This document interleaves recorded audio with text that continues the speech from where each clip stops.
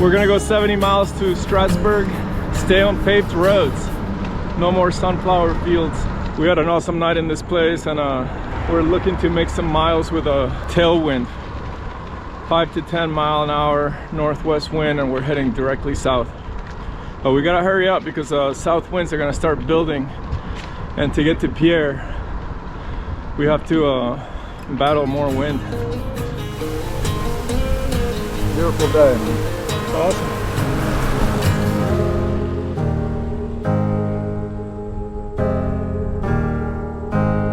It's day 4 and Steve and I start heading southbound on North Dakota Highway 3 towards the South Dakota border and its capital of Pierre. The weather is outstanding and we enjoy these easy miles on pavement surrounded by the best scenery yet. There is hardly any traffic on Highway 3, so we take the whole lane while riding up and down seemingly endless rolling hills, eventually reaching the city of Napoleon where we stop to grab some lunch. Still coasting.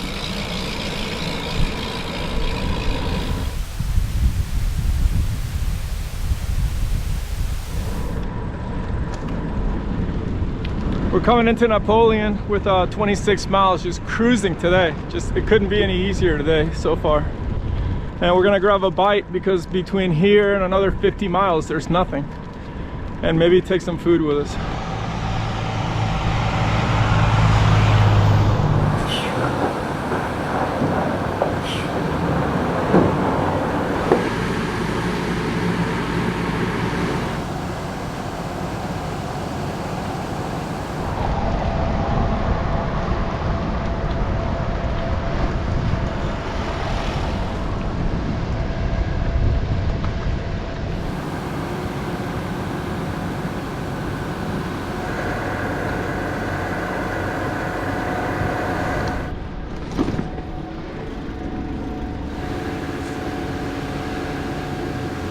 Follow you and pull the chairs out for you too. Holy cow, and a couple puppies. What a grand. Steve's totally into these historical sites. Oh. Every time he sees a historical site, he's like, stop, we gotta read what's about. Here's the one we're looking at right now. I'll go down the hill, figure it out. All right. He came from Norway, but he was the first white man to be married, father of the first white child, and the first white man buried. Where, in North Dakota? I think in this county.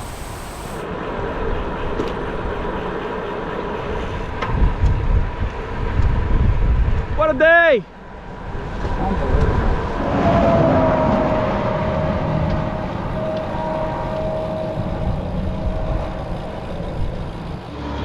Steve and I are stopping to get some water on 76th Street Southeast.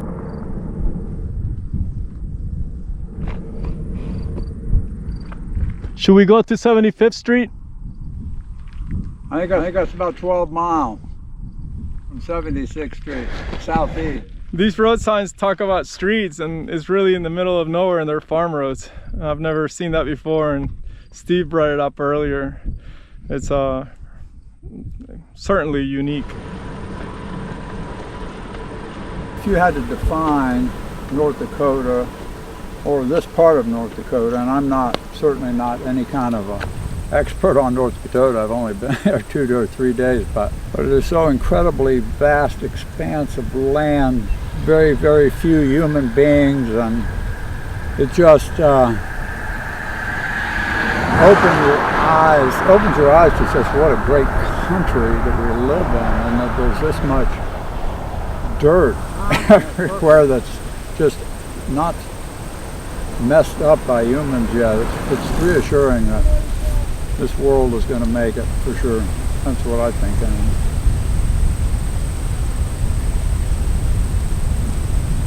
Which way, Captain? I think we take a right. You don't want to go through that cornfield over there? This road is descending and this one's ascending. I say we take the descending. What do you think? I'm with you. I concur, Captain.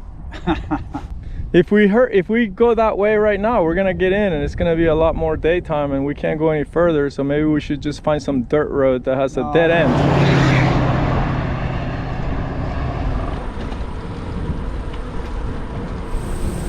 Unbelievable.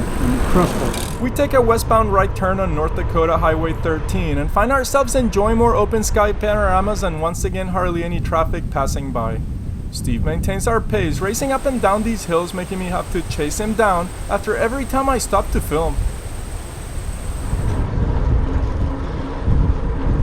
We've been climbing pretty much non-stop all day, and they're not like necessarily light grades. Some are, but it's a mix. You really have to put effort into it. We're 65 miles in, at least another 5. Spectacular day.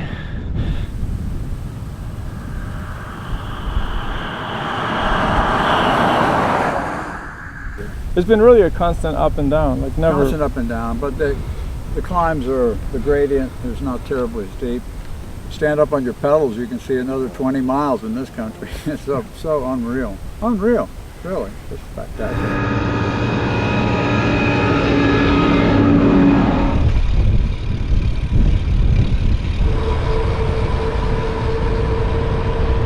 After 66 miles and close to 1,000 feet of climbing, we descend into the city of Linton, where we rehydrate at a gas station and start heading southbound on busy US Highway 83.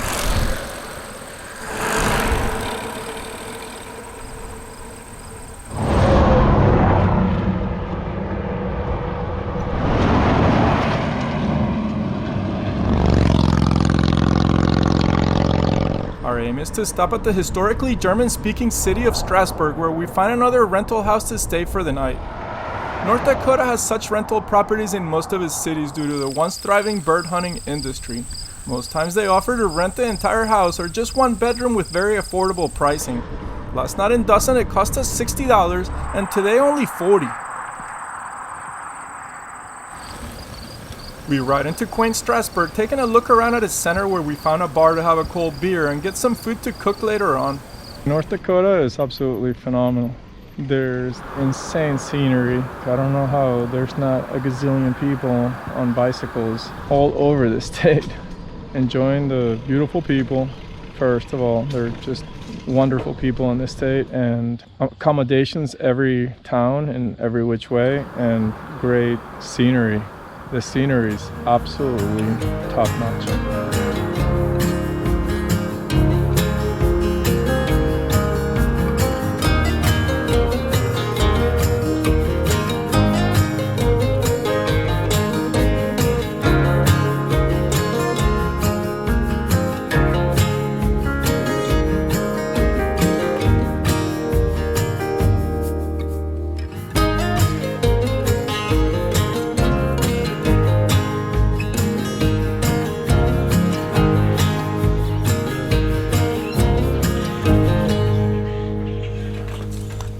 Wow.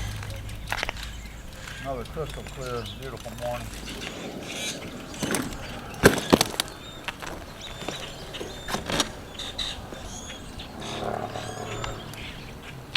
Let's go, Captain. Let's go. I'm getting dizzy, dude. We're off. We got 3 more days to get to Pierre, is how people pronounce it. Today should be a 60-mile day. Tomorrow about 40 miles. Logistically, that's the only way to hop over to get to Pierre. And then the 3rd day will be 60-plus miler. And the forecast is sketchy. Sometimes it says it's going to be blowing out of the southwest, and lately it says it's going to be blowing out of the northwest, so we'll see what it'll be. As usual, Steve's like way ahead of me. The guy just, once he gets going, there's no stopping him. It's a endless bundle of energy. We're about to cross into South Dakota. We've been told 10 miles and another person said 14. So we're really close to leaving North Dakota after a memorable bunch of days. None were easy. There isn't really ever an easy day at bicycle touring. There's always obstacles that allow you to feel that challenge, reward, sensation at the end of the day and during the day. So let's see what today brings. Let's go straight on 83.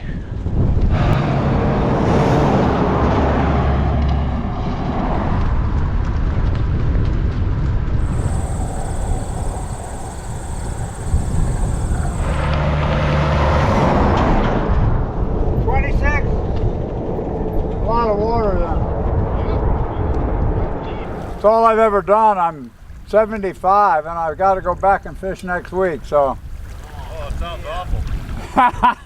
Yeah. My friend here is trying to kill me on a bicycle, so I'm trying to escape. Hell yeah! Upset. Yeah. Very cool, man. Lake Rice is made up of 859 acres with a maximum depth of 19 feet, holding several fish species such as muskie, panfish, largemouth bass, northern pike, and walleye.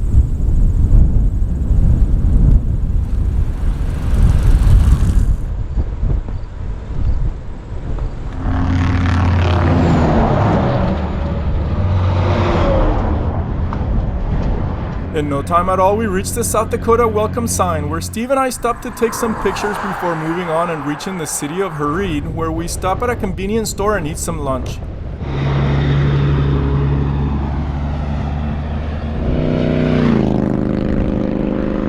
By now, the south wind started building up, and we were once again dealing with strong headwinds.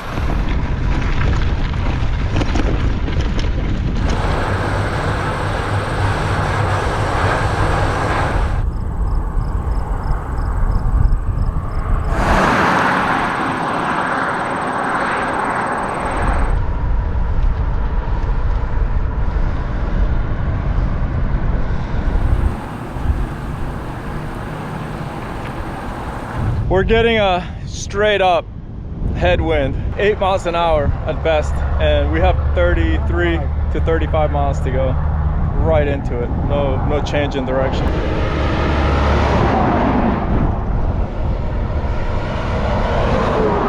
The last stretch of Highway 83 from Mound City to Selby was flat out busy with lots of truck and traffic, but this was far from the challenge suddenly ahead of me.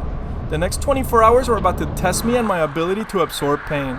It had been 2 sleepless nights since a toothache started progressing in the same area from about a month ago. I didn't know it yet, but I was soon to find out that the root canal I had done in Lansing, Michigan 3.5 weeks earlier was done on the wrong tooth, and now that the antibiotics I had taken started wearing off, this dying tooth came back with a vengeance. I was hoping to hold off for 2 more days until riding into Pierre, where I could find a dental clinic, but the pain overnight in Selby was too intense to wait.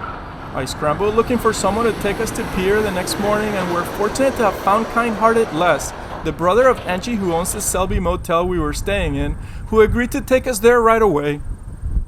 And so our amazing adventure-packed days riding through the Dakotas ended. These days with Steve proved to be most memorable, and we'll be looking to repeat soon enough.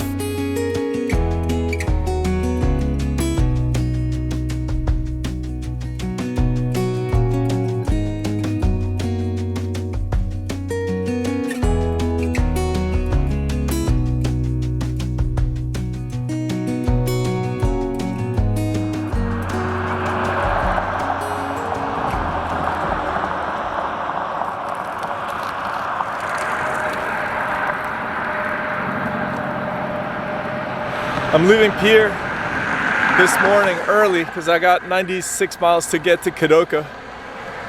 That's at the eastern end of the Badlands, and Steve left yesterday morning. An update of what happened in the last 2 days was that once we got to Selby, I had this returning pain on my tooth that I was trying to hang on to for a couple of days, but I couldn't take it anymore, so I found a guy to drive us. Les is his name. He's the brother of Angie at the Selby motel. He drove us to Pierre, where yesterday I recuperated from a root canal that I had done on my tooth next to the other tooth that I had a root canal done in Lansing, Michigan a month ago. It went well. Great doctor, Dr. Monty at the Pierre Dental Clinic. He took really great care of me, and I feel amazing. I've had a fabulous time.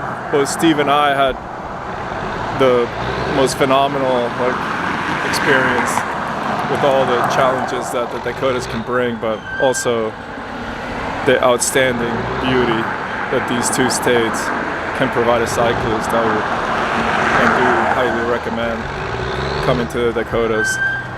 Be ready for wind, but the beauty is, it's worth every mile. I think I told you this before. When somebody tells you stuff, they're stealing from you. Because you don't get the euphoria of having found that spot yourself.